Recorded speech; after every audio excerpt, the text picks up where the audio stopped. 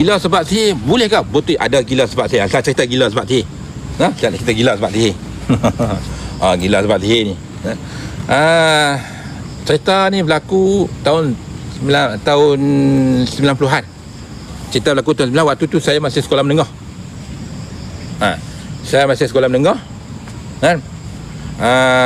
Cerita dia ni orang panggil orang tua saya pergi berubat satu orang lelaki. Orang lelaki ni dia kena sihir, tuan-tuan. Jadi berlaku di mana? Lelaki ni duduk waktu tu, dia duduk di Sungai Bayur. Bukan Sungai Bayur. Dia duduk di apa nama? Sebelum sampai Sungai Bayur, apa nama? Bukit Bertam. Duduk dekat Bukit Bertam. Duduk kat Bukit Bertam. Bukit Bertam. Duduk kat Bukit Bertam orang ni, betul ya? Duduk kat Bukit Bertam. Jadi orang tua saya ni pergi berubat. Dia panggil. Dia pergilah berubat. Dan betulan pada tu, saya tak pergi tengok, tuan. Saya tak tengok lah. Sebab saya masih budak lagi, dah belajar lah tu. Jadi orang tua saya berubat. Lepas orang tua saya berubat, apa semua clear, apa semua balik rumah. Jadi bila balik rumah, orang tua saya bercerita dengan kawan dia ni. Dia kata, aku tak sangka, dia kata. Aku tak sangka, dia kata, sampai macam tu sekali, dia kata. Orang buat kat dia, budak tu, dia kata, orang handsome, dia kata, orang tu lawa. Dia tak kata handsome. Orang tua saya tak kata handsome, dia kata lawa. Orang tu lawa, dia kata, ada rupa, dia kata, tapi sayang, dia kata, no. Jadi macam tu. Dia kata jadi macam tu. Kan? Jadi kata dengan kawan dia, aku pun heran Bansan, dia kata. Dia boleh budak yang kena sihir tu, gila-gila tu, dia boleh makan daging tangan dia ni. Jadi orang tambat dia ni, orang ayah dia ni tambat kaki tangan kena pasung. Bayangkan dia makan daging tangan ni, dia makan daging gigit lagi ni, makan daging. Makan tangan-tangan ni. Berlubang, tuan-tuan ni. Ni, tengoklah. Kan?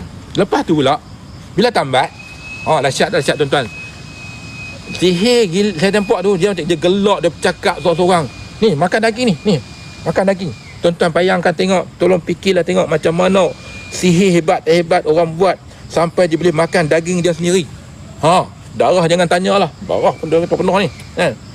Yang paling sedih kan? Waktu orang tua saya kata berubat tu, dia gigit lidah ni, putih ni.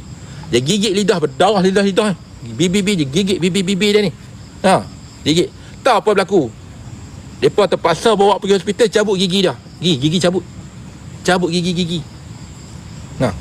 Akhirnya apa? Akhirnya orang tu meninggal dunia. Orang tua saya berubat 2 kali saja, tak sempat, meninggal dunia. Tu, tengok hebat sihir.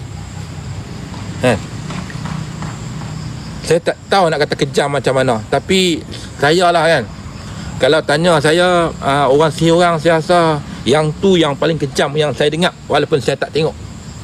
Sebab dia makan daging tangan, dia makan daging berlubang ni berlubang ni, darahnya tanya ni habis ni.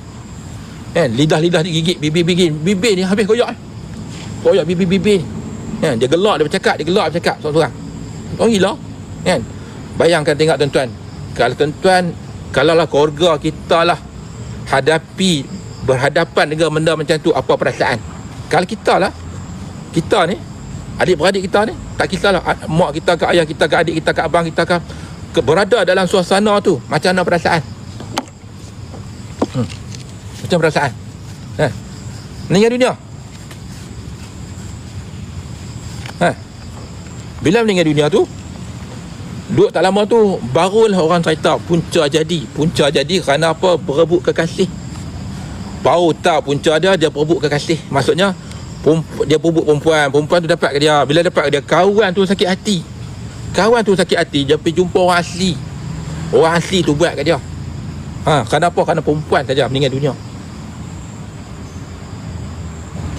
Kerana perempuan saja.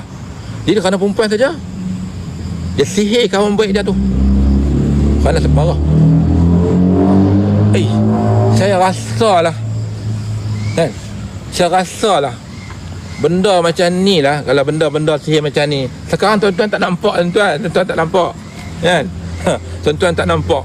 Orang asli ni tuan kan? Ni orang asli ni tuan, doa dia jadi, minta jadi. Nak tanya ada tak orang baling